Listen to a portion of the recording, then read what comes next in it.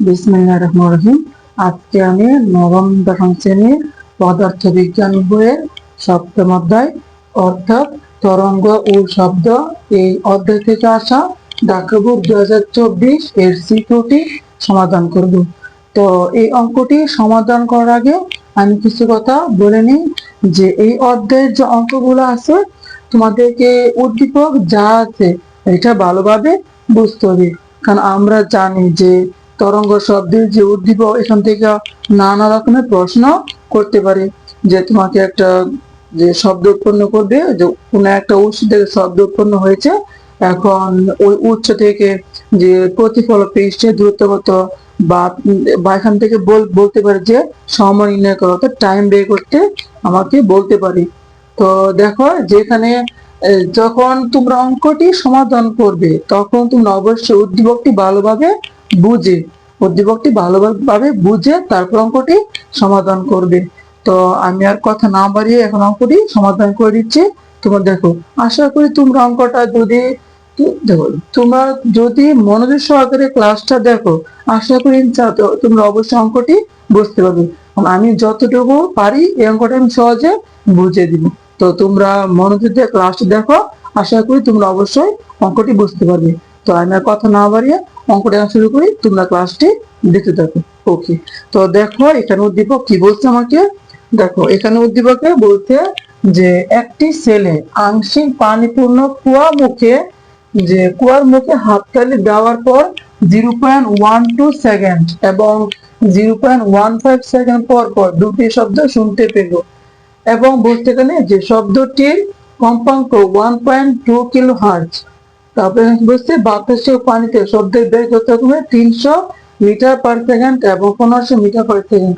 তো দেখো এখানে উদ্দীপকের মধ্যে যা যা তথ্য দেওয়া আছে আমি এটা চিত্রের মাধ্যমে প্রকাশ করেছি। এই যে এখানে যা যা দেওয়া আছে আমি সবগুলো এখানে চিত্রের মাধ্যমে প্রকাশ করেছি। তো এখন দেখো তো, এখানে আমাকে বলেছে যে সময়টা কত, 0.1 সেকেন্ড। অর্থাৎ এই যে এখানে একটা ছেলের কথা বলেছে, যে দেখো এই যে এটা একটা ছেলে, তাই তো? এই ছেলে একটা শব্দ উৎপন্ন করেছে এবং এই শব্দটা 0.12 সেকেন্ড পর তার কি বলছে, 0.12 সেকেন্ড। এবং শুনো, যে ছেলেটা একটা শব্দ উৎপন্ন করেছে, এই শব্দটা 0.12 সেকেন্ড এবং 0.15 সেকেন্ড পর পরপর দুইটা শব্দ সে শুনতে পেয়েছে। বুঝতে পারছো? এবং এখানে শব্দটি কম্পাঙ্ক দেওয়া আছে কত, 1.2 কিলো হার্জ। তো আমরা জানি হার্জ, তাই না? হার্জ কার একক? হার্জ হচ্ছে কম্পাঙ্কের একক। হার্জ বা পার সেকেন্ড এটা হচ্ছে কম্পাঙ্কের একক। এবং কিলো, কিলো মানে কত, 1000, তাই তো? আচ্ছা, এবং এখানে বাতাসে ও পানিতে শব্দের বেগ যথাক্রমে। দেখো যেহেতু পানি বাতাসের কথা আগে বলছে, তাহলে 330 মিটার পার সেকেন্ড এটা কার বেগ? এটা হচ্ছে বাতাসে শব্দের বেগ। এবং পানিতে শব্দের বেগ কত, 1500 মিটার পার সেকেন্ড। দেখো উদ্দীপকে যা যা তথ্য দেওয়া আছে আমি এখানে চিত্রের মাধ্যমে প্রকাশ করেছি। এটা হচ্ছে একটা কুয়া, এই কুয়ার মধ্যে কি আছে, আংশিক পূর্ণ পানি আছে, এবং এই ছেলেটা একটা শব্দ উৎপন্ন করেছে, যে সে 0.12 সেকেন্ড এবং 0.15 সেকেন্ড পর পর দুইটা শব্দ শুনতে পাই। তো আমি এটা চিত্রের মাধ্যমে এখানে প্রকাশ করেছি। তো দেখো তো আমাকে এখানে গ নাম্বার অঙ্কে কি বলেছে। দেখো বলেছে পানিতে শব্দটি তরঙ্গ দৈর্ঘ্য নির্ণয় করো। কি বলছে এখানে আমাকে? বলছে পানিতে পানিতে শব্দটির তরঙ্গ দৈর্ঘ্য। তো আমরা জানি তরঙ্গ দৈর্ঘ্য মানে কি, ল্যামডা। আমাকে ল্যামডা মান বের করতে বলছি, কোথায়? পানিতে। তো এখান থেকে দেখো তো, এখানে আমার কম্পাঙ্ক কত আছে, যে 1.2 কিলো হার্জ। তারপরে এখানে পানিতে শব্দের বেগ কত, 1500 মিটার পার সেকেন্ড, তাই না? এই যে 1500 মিটার পার সেকেন্ড। এখন এখান থেকে আমি তরঙ্গ দৈর্ঘ্য বের করবো। তো আমি এখন গ নাম্বারটি করে দিচ্ছি, তোমরা দেখো। দেখো তো এখানে কি বলছে, যে আচ্ছা আমি লিখি যে গ নাম্বার, তাই না? এই যে এখানে লিখি যে গ নাম্বার। গ নাম্বার, আর এখানে আমি সমাধান লিখে দিচ্ছি। পানিতে শব্দটি তরঙ্গ দৈর্ঘ্য নির্ণয় করতে বলছি, তো লিখবো সমাধান।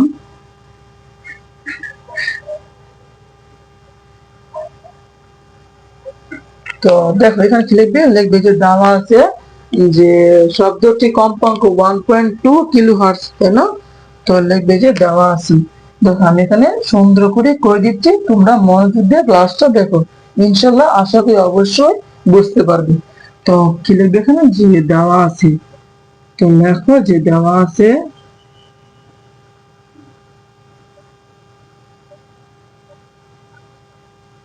দেওয়া আছে এখানে কি দেওয়া আছে আমার, যে দেখো এখানে শব্দটি কম্পাঙ্ক দেওয়া আছে, তাই না? এখানে শব্দটি কম্পাঙ্ক, তো লিখবে যে কম্পাঙ্ক। তো দেখো যে শব্দটি কম্পাঙ্ক, শব্দটি কম দেওয়া আছে যে কম্পাঙ্ক,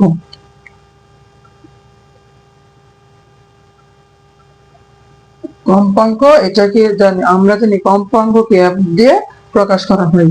তাহলে F ইজ ইকুয়াল টু কত আছে, 1.2 কিলো হার্টজ, তাই না? এই যে কিলো হার্টজ। আচ্ছা, তো এখন দেখো আমরা তো জানি কম্পাঙ্কের একক কি, হার্টজ, তাই না? তো এখানে কি আছে, কিলো হার্টজ। এখন আমি কিলো হার্টজ কে কিসে নিব, শুধু হার্টজে নিয়ে যাবো। তাহলে আমরা জানি কিলো মানে কত, 1000, তাই না? তো এখন কি আমি এটা 1000 দিয়ে গুণ দিব, দিয়ে দেবো 1.2 ইন্টু 1000। দেখো 1000, এই যে 1000, তারপর কত হার্টজ, তাই না? তো লিখবে হার্টজ, এখানে কত আসবে 1200, তাই তো?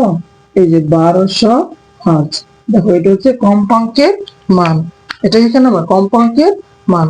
আচ্ছা, তারপরে এখানে কি আছে, পানিতে শব্দটি বেগ দেওয়া, তাই না? তো পানিতে শব্দটির বেগ কত, 1500 মিটার পার সেকেন্ড। তো লিখবে যে আবার, যে পানিতে শব্দটির বেগ, যে আবার, দেখো যে আবার, আবার পানিতে শব্দের বেগ,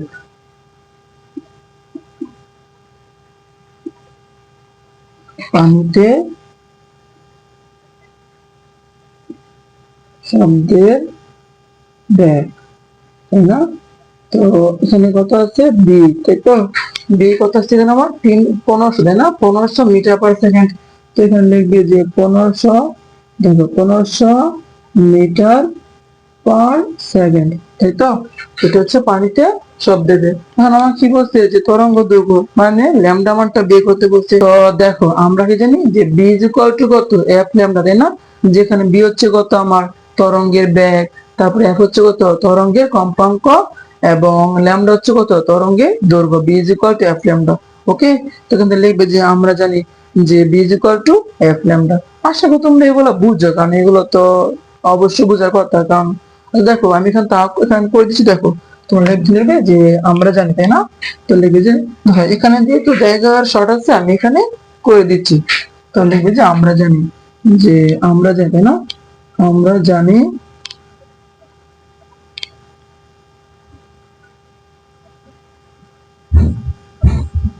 দেখো যে আমরা জানি B is equal to F lambda. এই দেখো B is equal to F lambda, তাই তো? এখন আমাকে এখান থেকে কি বের করতে বলছি, আমাকে এখান থেকে ল্যামডা মানটা বের করতে বলছে। তো এখন লিখবে যে বা, তোমাকে যার মান বের করতে বলবে তুমি তাকে সমান চিহ্নে আগে নিয়ে আসবে। তো ল্যামডা ইজ ইকুয়াল টু কত, যে বি ডিভাইডেড বাই এফ, তাই না? তো এখান থেকে মান বসাও, যে বি, দেখো তো বিগত এখানে আমার বি দাও, দেখো 1500 মিটার পার সেকেন্ড, পানিতে শব্দের বেগ 1500, তাই না? তো লিখবে যে 1500, আর নিচে কত আছে আমার, নিচে আছে কত, নিচে আছে আমার কত এখানে, যে 1200 হার্টজ, তাই না? তো লিখবে যে 1200, দেখো 1200 হার্টজ। ওকে, তো এখন ভাগ দাও, এখানে ভাগ দিয়ে দেখো কত আসে, 1500। দেখো উপরে কত আছে, উপর 2 শূন্য, নিচে 2 শূন্য বাদ যাবে গো। তাহলে 15 দাও, উপর 2 শূন্য, নিচে 2 শূন্য বাদ, তা 15 ভাগ 12। দেখে এখন কত আসে, যে 1500, তাই না? যে লেখো যে 1500 বা 1200, তাই তো? এই যে 1200 কত আসবে, দেখো কত আসছে, 1.25 মিটার। যেহেতু আমি এখন ল্যামডা মানটা বের করছি, লাস্টে যে শেষ লিখবে যে এত মিটার, 1.25 মিটার। ওকে, তো দেখো যে কি লিখবে, যে 1 পয়েন্ট, তাই না? যে 1.25 মিটার। যেহেতু তরঙ্গ দৈর্ঘ্য বের করতে বলছে, আমরা কি জানি যে তরঙ্গ দৈর্ঘ্যের একক কি, মিটার, তাই না? তো এটাই অ্যান্সার, এই যে এটা সেটা অ্যান্সার। তো আশা করি তোমরা বুঝতে পারছো এই অঙ্কটা একদম সহজ গত একদম সহজ, কিন্তু এই উদ্দীপকটা যে মেন থিম, যে মেন যে প্রশ্নটা করছে এখানে, এটা হচ্ছে গ নাম্বার অর্থাৎ 4 নাম্বার অঙ্ক দিতে। এখানে হচ্ছে আমার এখন আমরা এই 4 নাম্বার অঙ্কের মধ্যে উদ্দীপকে যা যা দেওয়া আছে এখানে মূলত সেটা এখানে ইউজ করতে হবে। তো দেখো আমি এখন গ নাম্বার অঙ্কটি অর্থাৎ 4 নাম্বার অঙ্কটি সমাধান করে দিচ্ছি, তোমরা ক্লাসটি দেখতে থাকো। ওকে, এখন আমরা গ নাম্বার অঙ্কটি অর্থাৎ 4 নাম্বার অঙ্কটি সমাধান করব। তো তোমরা মনোযোগ সহকারে ক্লাসটি দেখতে থাকো, অবশ্যই আশা করি ইনশাআল্লাহ বুঝতে পারবে। এখানে উদ্দীপকে যা বলছে, দেখো উদ্দীপকে যা বলছে এটা ভালোভাবে বুঝে তারপর কত গ নাম্বার অঙ্কটি সমাধান করতে হবে। তো আমি এটা সহজে বুঝিয়ে দিচ্ছি, তোমরা মনোযোগ দিয়ে ক্লাসটি দেখতে থাকো। ওকে, তো দেখো আমি এখন করাচ্ছি অঙ্কটি। যে দেখো আমাকে বলছে গাণিতিক, দেখো গ নম্বর বলছে গাণিতে বিশ্লেষণে কুয়ার গভীরতা নির্ণয় করো। অর্থাৎ আমাকে এখানে যে একটা কুয়া দেওয়া আছে, আমাকে কুয়ার গভীরতা মানে কুয়ার যে এজ হাইট এটা আমাকে বের করতে বলছে। তো আমি দেখো লিখতেছি গ নম্বর, যে এখানে লিখি যে গ নম্বর আর এখানে সমাধান, তাই না? তো এখন যা যা আছে আমি তাতে ইউজ করে অঙ্কটা এখন সমাধান করব। তো লিখবো এখানে, দেখো আমাকে উদ্দীপকে যা বলছে তা এটা অবশ্যই ভালোভাবে পড়তে হবে, ভালোভাবে পড়ে তারপর অঙ্কটি সমাধান করতে হবে। তো দেখো বলছে যে একটি ছেলে আংশিক পানিপূর্ণ কুয়ার মুখে, যেটা হচ্ছে একটা কুয়া, তাই না? এই কুয়ার মুখে যে কি বলছে যে হাততালি দেওয়ার পর, মানে সে একটা ছেলে এই কুয়ার সামনে যায়, তারপরে সে এখানে গিয়ে একটা হাততালি দেয়। হাততালি দেওয়ার পর বলছে সে 0.12 সেকেন্ড এবং 0.15 সেকেন্ড পর পর দুটি শব্দ শুনতে পেল।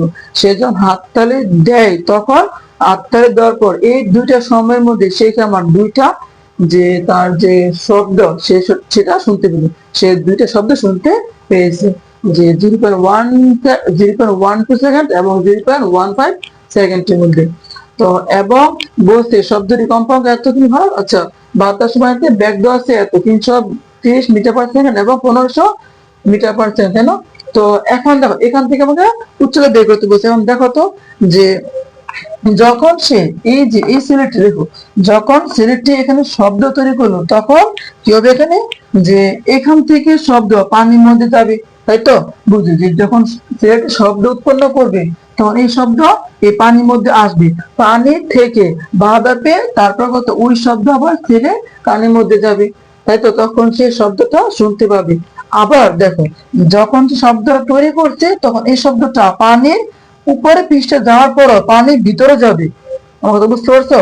এই সে যে শব্দটা তৈরি করলো, এই শব্দটা উৎপন্ন হওয়ার পর এই শব্দটি পানির ভিতরে যাবে, ভিতরে যাওয়া, এই দেখো যাওয়ার পর এই পৃষ্ঠের মধ্যে, এই দেখো এই পৃষ্ঠের মধ্যে কি বাধা পাবে, এই পৃষ্ঠের মধ্যে বাধা পেয়ে, এই পৃষ্ঠের মধ্যে বাধা পেয়ে শব্দটি আবার ওই ছেলে কানের কাছে পৌঁছবে, তখন সে আরেকটি প্রতিধ্বনি শুনতে পাবে। তাহলে এখানে দেখো তো কয়টা জিনিস ঘটছে, এখানে দুইটা জিনিস ঘটছে, যে শব্দ উৎপন্ন হয়েছে তারপর করতে এখানে পানির মধ্যে আসছে, পানি পৃষ্ঠের মধ্যে বাধা পাইছে, বাধা পেয়ে আবার তার কাছে গেছে, আবার কিছু শব্দ পানির ভিতরে প্রবেশ করছে, পানির ভিতরে প্রবেশ করার পর এই প্রতিফলক পৃষ্ঠে বাধা পেয়েছে, যেখানে মানে তলে যে আমার যে কুয়ার যে তল আছে তলের মধ্যে কি বাধা পাইছে, বাধা পেয়ে তারপর কত আবার ওই মানে ছেলের কাছে আসছে। কথা বুঝতে পারছো? তাহলে এখানে দুইটা ধাপে আমাকে এখানে উচ্চতা বের করতে হবে। দেখো আমি প্রথম ধাপে বায়ুর জন্য অর্থাৎ পানির উপরে পৃষ্ঠ থেকে এতটুকু পর্যন্ত যে উচ্চতা কত এটা বের করবো, এতটুকু পর্যন্ত উচ্চতা বের করবো। আবার পানির উপরে পৃষ্ঠ থেকে একদম আমার কুয়ার তল পর্যন্ত কতটুকু দূরত্ব বা উচ্চতা এটা বের করবো। তারপর এই উচ্চতা এবং এই উচ্চতা আমি আশা করি বুঝতে পারতেছো যে এইটুকু উচ্চতা এবং এইটুকু উচ্চতা আমি যদি যোগ করে দিই তাহলে এটাই কি আমার কুয়ার মোট গভীরতা। আশা করি তোমরা আমি এখানে যা যা বললাম তা সহজে বুঝতে পেরেছো। তো এখন কি আমি প্রথম ধাপের জন্য উচ্চতা বের করবো, দ্বিতীয় ধাপের জন্য উচ্চতা বের করবো। আশা করি বুঝতে পারতেছো। তখন কি দুইটা যোগ করে দিব, এটাই কি আমাদের কাঙ্ক্ষিত অ্যান্সার, অর্থাৎ কুয়ার কত উচ্চতা বা গভীরতা। ওকে, তো দেখো আমি দেখাচ্ছি, আমি প্রথম ধাপের জন্য এখান থেকে যে কুয়ার কতটুকু অংশ, এই যে কুয়ার কতটুকু অংশ খালি আছে, কুয়ার কতটুকু অংশ খালি আছে এই মানটা বের করব। মানে কুয়ার উপরে এই যে পানি আংশিক পানি ভর্তি হওয়ার পরও কুয়ার উপরে কতটুকু অংশ খালি আছে ওই মানটা আমি এখন বের করতেছি। তো দেখো লিখবে যে এখানে কি দেওয়া আছে যে দেখো 0.127, তাই না? তো লিখবে যে প্রথম ক্ষেত্রে, যেখানে লিখবে যে প্রথম ক্ষেত্রে, ভালো করে বুঝো যে আমি এখানে দেখো যে লিখবে যে প্রথম ক্ষেত্রে,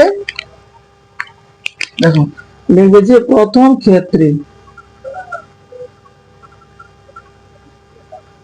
প্রথম ক্ষেত্রে যে দেখো বায়ুতে আমার শব্দ শুনতে পাইছে কতটুকু, বায়ুতে শব্দ শুনতে পাইছে 0.12 সেকেন্ড পর, সে শব্দ উৎপন্ন করার 0.12 সেকেন্ড পর সে তার শব্দের প্রতিধ্বনি শুনতে পাই।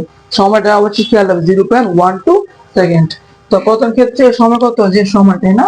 তো লিখবে যে প্রথম ক্ষেত্রে সময়, যে সময় t1, তাই না? t1 ইজ ইকুয়াল টু কত, 0.12 সেকেন্ড, তাই তো?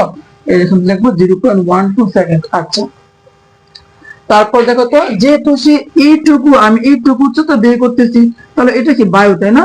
এটা কি বায়ু ভর্তি একটা কুয়া, এই যে এতটুকু অংশ বায়ু ভর্তি, তাহলে এখানে কি অবশ্যই শব্দের ব্যাগটা এখানে লিখতে হবে। এখানে শব্দের ব্যাগ কত, 330 মিটার/সেকেন্ড, তাই না? তাহলে যে শব্দের ব্যাগ, তাই তো?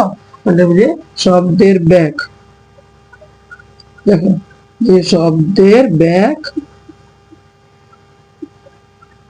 শব্দের bag B is equal to কত, বি ইজ ইকুয়াল টু এখানে লিখে দেবো, যেহেতু এটা মানে এয়ার অর্থাৎ বায়ু, যেহেতু এটা এয়ার এখানে বি এ লিখে দেবেন। ওকে, শব্দের ব্যাগ কত, 330, তাই না? তো লিখবে 330 মিটার/সেকেন্ড। আশা করি বুঝতে পারতেছো, 330 মিটার/সেকেন্ড। আচ্ছা, তারপর এখন আমরা কি জানি, এখান থেকে আমি এই দূরত্ব মান ডি এর মান বা এসি মানটা বের করবো। তো আমরা কি জানি যে 2d ইজ ইকুয়াল টু কত, বিটি, তাই না? অর্থাৎ আমরা কিন্তু গতি অধ্যায় পড়েছি যে f ইকুয়াল টু কত, বিটি। f মানে কি 2d ইজ ইকুয়াল টু কত, বিটি। বুঝতে পারছো? তো লিখবে যে আমরা জানি, লিখবে এখানে আমরা জানি যে, দেখো যে আমরা জানি 2d, তাই না? তো লিখবে 2d ইজ ইকুয়াল টু কত, বি।